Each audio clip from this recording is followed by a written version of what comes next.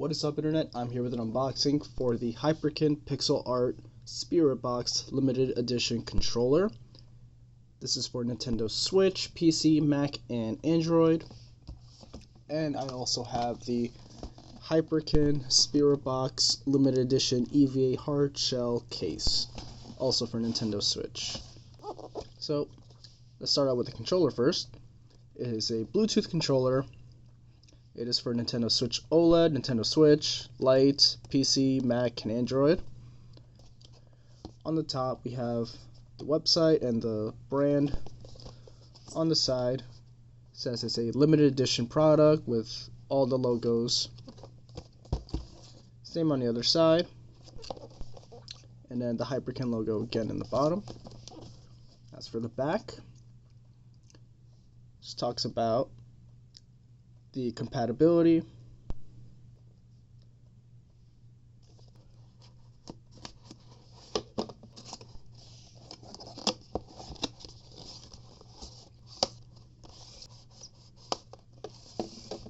okay, so then when we open it up, we have a lyric from the song Circle With Me from the Eternal Blue album. It could all be yours if you echo birds of prey.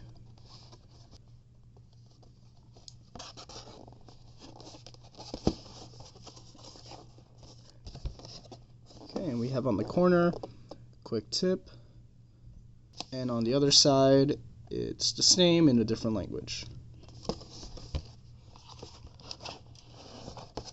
Okay, so we have a USB-A to USB-C charging cable, and it's braided.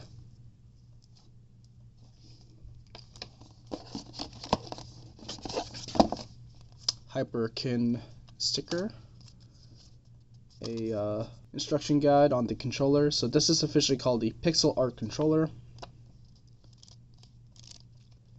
Talks about how to pair it, how to use it in multiple languages. So here with the controller, we have these little foam pieces that protect the analog sticks in the packaging. And here we have it. See, looks like there's no power unless it turns on in a different way, but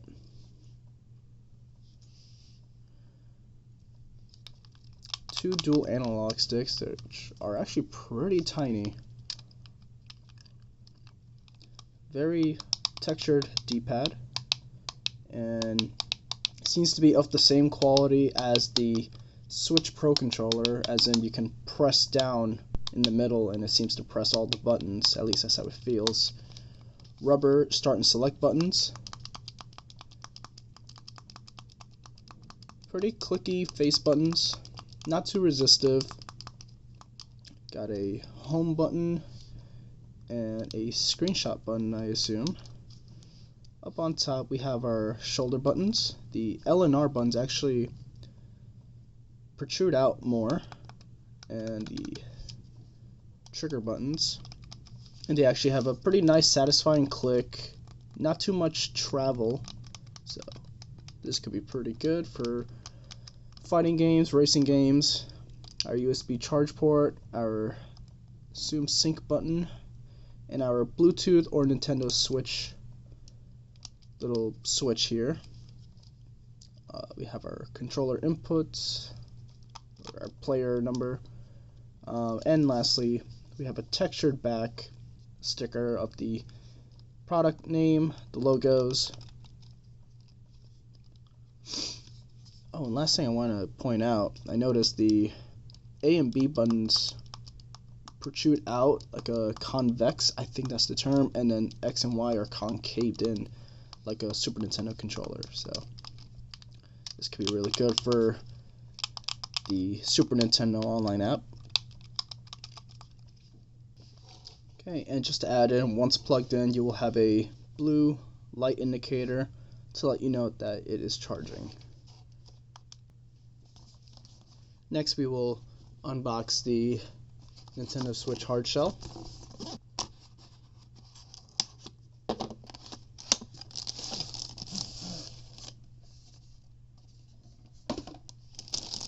Alright, here's the case. Take it out from the plastic wrap, and here we have it. Pretty good case. Ooh, and on the back we have the other little symbols from the album art. The logo of the band on the front. On the handle we have the Hyperkin logo. And let's zip it open.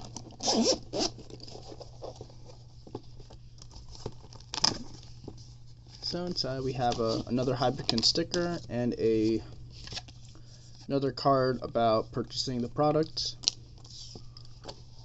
We have our little foam insert for Nintendo Switch Lite users.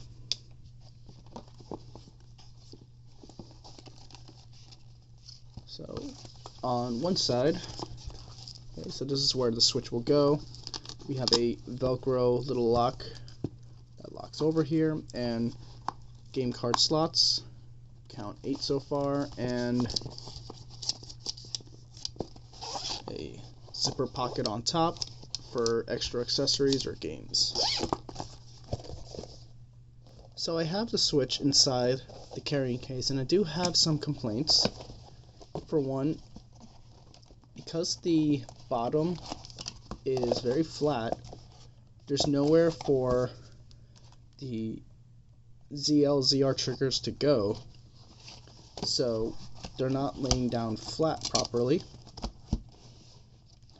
and so it's a little bit of a tight fit. You can see because the Switch is angled up, it's pushing a little flap up, so it's not as smooth, and even with the Velcro strap it's still pushing up.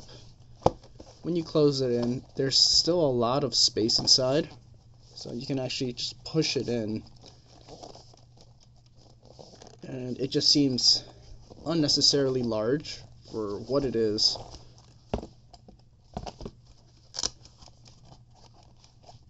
Thankfully, the case is pretty tough and durable, but I do think it's pretty large for what it is compared to other products in the market. My main carry case would be this one by Hori. It's actually much thinner compared to this.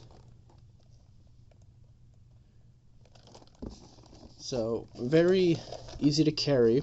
Also has a little handle that's not too freakishly large.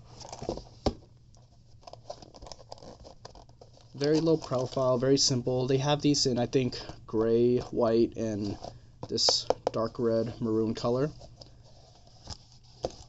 And it has these little cutouts for the Joy-Cons. So you open it up and put the Switch inside. Oh, you can see the cutouts there. Put the Switch inside, lays down flat. Put the flap over, and there's no resistance. Just lays down. On top of having 2 more card slots to carry your games. Now, it doesn't have a little flap and zipper to carry extra accessories, but I don't really need that. That's just extra, in my opinion. All I need is my Switch and maybe a couple games. And it's much lower profile, much thinner, much smaller, but still also a hard case. Really, I would say this is good for, obviously, Spiritbox fans, but if you come across this style of case, whether it's Spiritbox or just a regular Hyperkin branded one, think to yourself, do you need all this extra space and mass, and do you need a little pocket to carry extra things, or do you need something more low profile just to carry your Switch and maybe a couple games at once? Because while this is a very pretty case, I do think it's a little large for what I need it for, especially since this can also carry a Switch Lite. You have all this extra space just for a really tiny console. Okay, so I have the Nintendo Switch here, and the controller is fully charged. So to my understanding, you just hold the button, press L and R. There we go. There you go.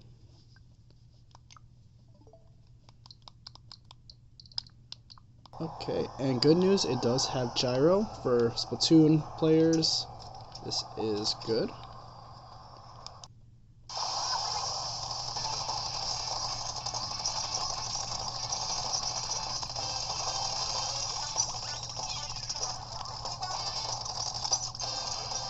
So I will say, controller is pretty high quality for third-party standards. It is a very niche product due to it lacking little feet for comfort, so you're kind of forced to hold it like this. So playing more tense games or even pro games, online games, may be a little bit more difficult compared to using a pro controller. And even the types of games like first person shooters or even shooters of all types may be a little weird to use since the thumbsticks are so close to each other that your thumbs kind of hit each other. On the plus side, there is gyro, so there's pretty good compatibility with other games. The buttons do feel pretty clicky but stiff as well, so it might need to be worn in a bit. So for fighting games, it might be not in your best interest to use, at least until they're worn in. It just feels like that split second you could have pressed the button, maybe you're just not pressing it hard enough. The thumbsticks are also pretty good grip. My only complaint is they are very small compared to a pro controller. So, like I said, not the best for first-person shooters, third-person shooters, and the like, just because it just feels, due to the size of the analog sticks, even though there's grip, it feels slippery. Although I do feel the more I play, the more I feel like the controller is just kind of slipping out of my hand as I'm trying to focus on winning the match, and it just feels like the controller is just being pushed upward as there's nothing for the bottom of my hands to grip really.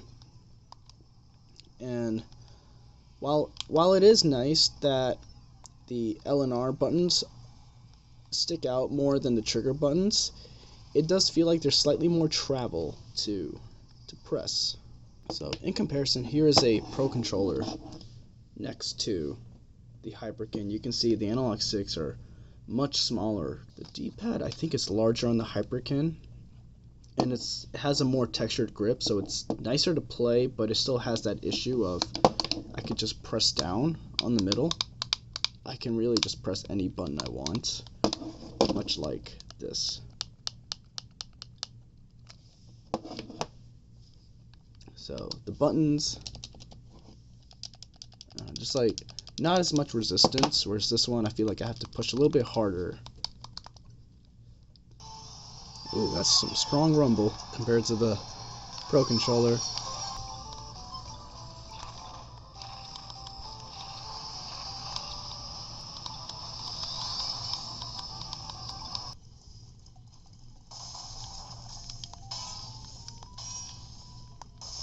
Also want to see, actually, can I wake the console up?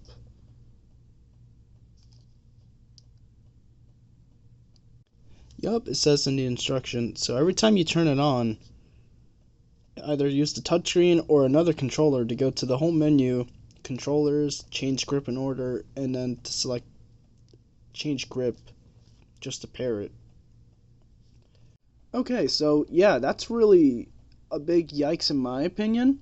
So unless you're a really big Spiritbox and Nintendo Switch fan, I honestly cannot recommend this much. I would rather you spend the extra money and just get a regular Nintendo Switch Pro controller, because you can't even wake the system on wake and you have to jump through some hoops just to pair it. This is probably going to be a sought after collector's item, so I also don't recommend paying scalp prices just because they're trying to take advantage of fans of the band. Honestly, I would say this is a pretty okay controller, but there's a lot better that you can buy with your own money. So overall, I think the Hyperkin pixel art Spiritbox controller is a very niche product for people that just happens to be fans of Spiritbox, heavy metal. If you're watching this video, it's most likely sold out. I bought it the day it was made available to pre-order, and I haven't seen them available since. For what you're getting with this is a pretty good controller if you need a player 2 for Mario Kart or just some sort of arcade game, just something that you don't have to really care so much about, and you just happen to be a fan of the band. As for the carrying case, I honestly cannot recommend this. There's just so many better cases, and you're really only buying this for the fact that it is a Spiritbox limited edition case. So honestly, I would just recommend the Hori hard case shell. It's just way more practical and much more smaller profile for just carrying your Nintendo Switch, unless you just know that you're going to be carrying a lot of accessories in here.